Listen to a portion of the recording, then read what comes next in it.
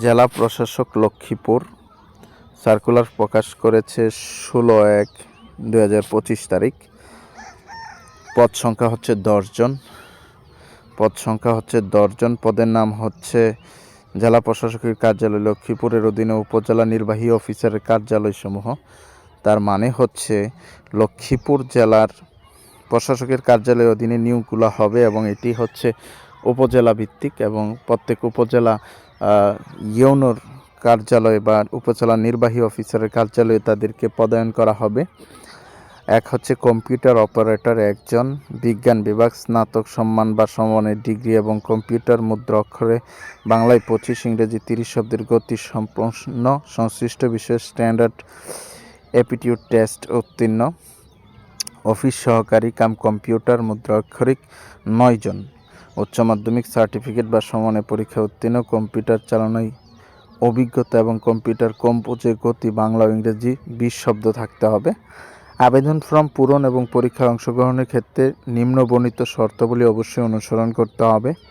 প্রার্থীর বয়স 28/1/2025 খ্রিস্টাব্দ তারিখে অবশ্যই 18 হতে 32 বছরের মধ্যে হতে হবে। সকল প্রার্থীর বীর মুক্তিযোদ্ধার পুত্র কন্যা এবং শারীরিক প্রতিবন্ধীর ক্ষেত্রে 32 বছর।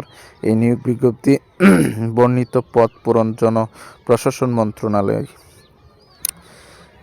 আপনারা যারা লক্ষ্মীপুরে আছেন বিশেষ করে চাকরির আবেদনের আগামী 28/1/2025 তারিখ সকাল 10টা হতে শুরু হবে এবং শেষ হবে 26/2/2025 তারিখ বিকাল 5টায় পর্যন্ত অনলাইনে দাখিল করা যাবে।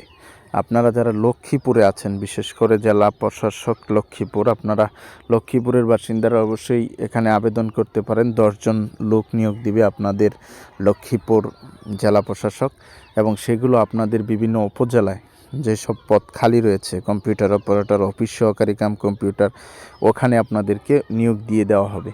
তাই আর দেরি না করে লক্ষ্মীপুরে যারা আছেন আপনারা অবশ্যই সার্কুলারটি দেখে অতি তাড়াতাড়ি আবেদন করে ফেলুন, যেহেতু আবেদন শুরু হবে 28শে জানুয়ারি থেকে এবং শেষ হবে 26শে ফেব্রুয়ারি। তাই এখনও সময় আছে পর্যাপ্ত, তাই ভালোভাবে দেখে আপনার পছন্দের পোস্টে অবশ্যই আবেদন করে ফেলুন।